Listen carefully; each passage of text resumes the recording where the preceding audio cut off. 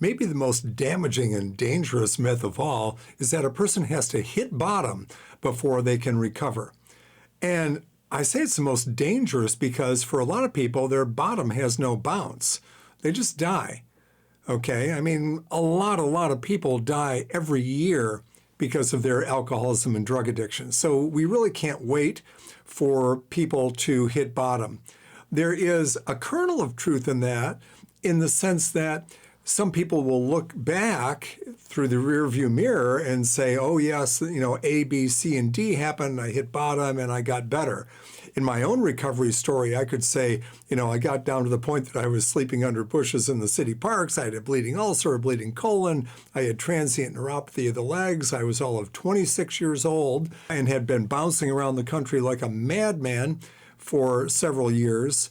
And finally, my family did this long-distance intervention and got me into a hospital and got me into treatment. And I could say that that was my bottom, that I was at such a low point that I could actually, do this. Well, was it bottom at that time? Because really, I'd just been bouncing along the bottom. The whole idea of hitting bottom is just wrong. And what people don't tell you who are saying, oh, you've got to let them hit bottom, is that everybody's going along for the ride, okay?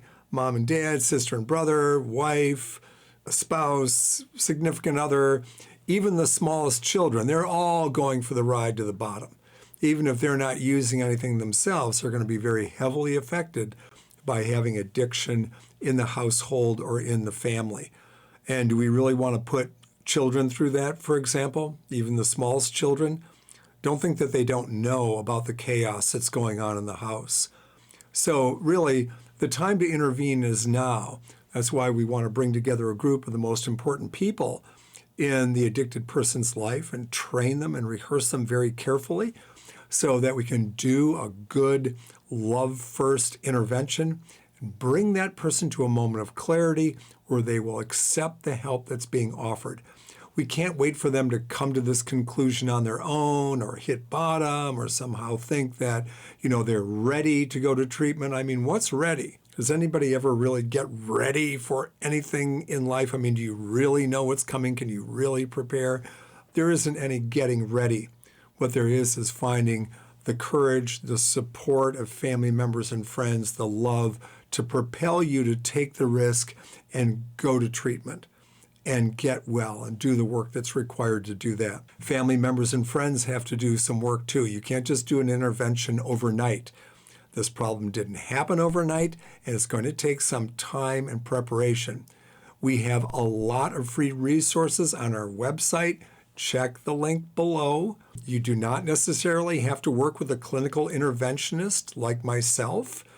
That we wrote the book Love First, so that families could follow step by step what they needed to do. You don't even have to buy the book. You could just go to your local library and get a copy for free. We also have the intervention workshop on our website, over 3 hours of podcasts that will walk you through the process. You can also find that on Apple Podcasts and Spotify and other places.